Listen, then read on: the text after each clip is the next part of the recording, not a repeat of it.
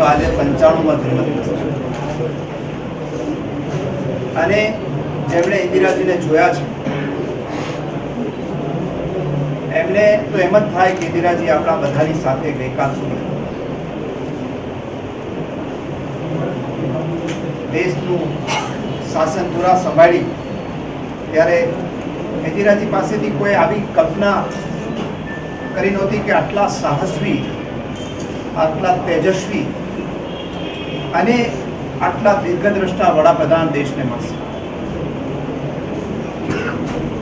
જ્યારે જ્યારે ઇન્દિરાજીની સામે આવ્યા ત્યારે બધા પડકારોની સામે ઇન્દિરાજીએ અપ્રતિમ સાહસ બતાવી અને એનો સામનો કર્યો. એટલું નહીં, એને પરિણામ પણ નહીં.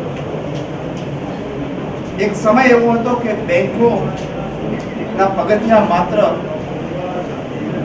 રીચ માણસો, સંપન્ન માણસો એના પગથિયા ચડી શકે.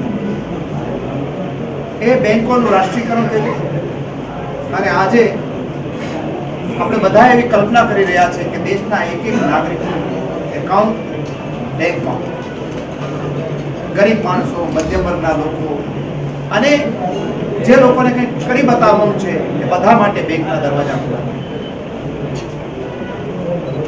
દેશની અંદર હજી પણ સામંતશાહી કોઈ નહોતી અને એ સામંતશાહીના પ્રતીક રૂપે રાજ્ય જે રાજાઓના સાલિયાણા છે એવો તેમને નામ.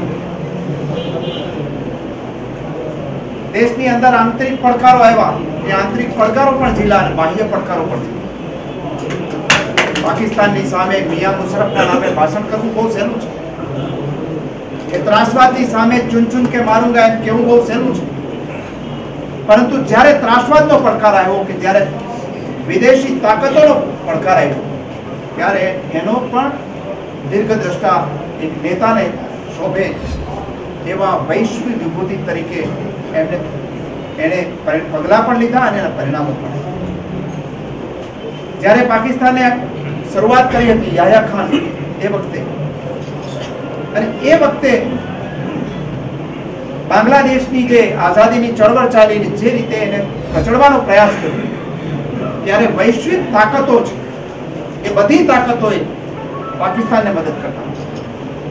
પરંતુ એ વખતે ઇન્દિરાજીએ નક્કી કર્યું પાકિસ્તાન સાથેના છમકલા ચલાવી લેવાના. યુદ્ધ જાહેર થયું પાકિસ્તાન સામે અને જાહેર થયા પછીના 7મા દિવસે અમેરિકાનો 7મો કાફલો બંગાળના ઉપસાગરની અંદર આપણા ઉપર હુમલો કરવાની તૈયારીમાં. દુનિયા આખી એ નક્કી કરીને બેઠી હતી કે ભારત હવે યુદ્ધ વિરામ કરી દેશે. પરંતુ એનાથી ડરા વગર ઇન્દિરાજીએ 14મા દિવસે બાંગ્લાદેશની શરણાગતિ સ્વીકારી અને આપણે એક તરફી યુદ્ધ વિરામ. અને જ્યારે યુદ્ધ વિરામ કર્યા પછી પાકિસ્તાનના યુદ્ધ સૈન્ય 1000 યુદ્ધ કેદીઓ પકડાયા. પાકિસ્તાન, પશ્ચિમ પાકિસ્તાન એટલે અત્યારનું પાકિસ્તાનના ઘણા પ્રદેશો આપણે લઈ લીધા હતા.